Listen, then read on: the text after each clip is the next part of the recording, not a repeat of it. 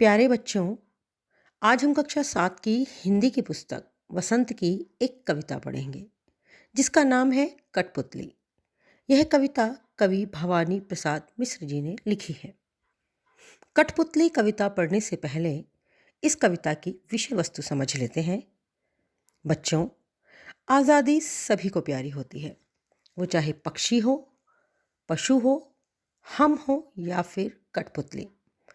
कठपुतली जो दूसरों के इशारे पर नाचती है, वह भी स्वतंत्र होना चाहती है। वह धागों में बंधी इस गुलामी से परेशान हो चुकी है। इस गुलामी से निकलने के लिए कठपुतली विद्रोह की शुरुआत करती है। वो सब धागे तोड़कर अपने पैरों पर खड़ी होना चाहती है। जब अन्य कठपुतलियां भी उस कठपुतली की बातों से सहमत हो जाती हैं और स्वतंत्र होने की चाह व्यक्त करती हैं, तो पहली कठपुतली इस जिम्मेदारी से सोच में पड़ जाती है। आइए अब पढ़ते हैं कविता कठपुतली। कठपुतली गुस्से से उबली, बोली, ये धागे क्यों हैं मेरे पीछे आगे? इन्हें तोड़ दो, मुझे मेरे पाँव पर छोड़ दो। और अब इन पंक्तियों का भावार्थ जान लेते हैं। इन पंक्तियों में कवि भवानी प्रसाद मिश्र ने एक कठपुतली के मन के भावों को दर्शाया है। कठपुतली दूसरों के हाथों में बंधकर नाचने से परेशान हो गई है और अब वो सारे धागे तोड़कर स्वतंत्र होना चाहती है। वो गुस्से में कह उठती है कि मेरे आगे पीछे बंधे ये सभी धागे तोड़ दो और अब मुझे मेरे पैरों पर छोड़ दो।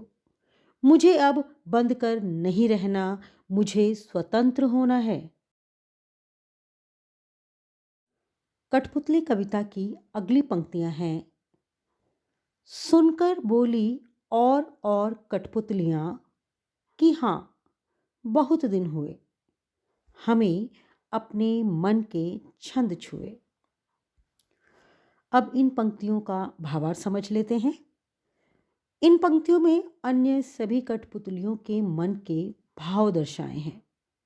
पहली कठपुतली के मुंह से स्वतंत्र होने की बात सुनकर अन्य कठपुतलियां भी उससे कहती हैं कि हाँ, हमें भी स्वतंत्र होना है, हमें भी अपने पैरों पर चलना है। काफ़ी दिनों से हम यहाँ इन धागों के बंधन में बंधी हुई हैं। कठपुतली कविता की अंतिम पंक्तियां हैं। मगर पहली कठपुतली सोचने लगी, ये कैसी इच्छा मेरे मन में जगी? अब इन पंक्तियों का भावार्थ समझिए। कठपुतली कविता की अंतिम पंक्तियों में कवि भवानी प्रसाद मिश्र ने पहली कठपुतली के मन के असमंजस के भावों को दिखाया है। जब बाकी सभी कठपुतलियां पहली कठपुतली की स्वतंत्र होने की बात का समर्थन करती हैं, तब पहली कठपुतली सोच में पड़ जाती है कि क्या वो सही कर रही है? क्या वो इन सब की स्वतंत्रता की जिम्मेदारी अपने ऊपर ले पाएगी? क्या उसकी इच्छा जायज़ है? अंतिम पंक्तियां उसके इन्हीं मनभावों को समर्पित हैं। साभार धन्यवाद। प्रस्तुतिकरण मिली बागड़ी। सहायक अध्यापक राजकीय उच्च प्राथमिक विद्यालय पौंठी, विकासखंड जखोली, जनपद रुद्रप्रयाग,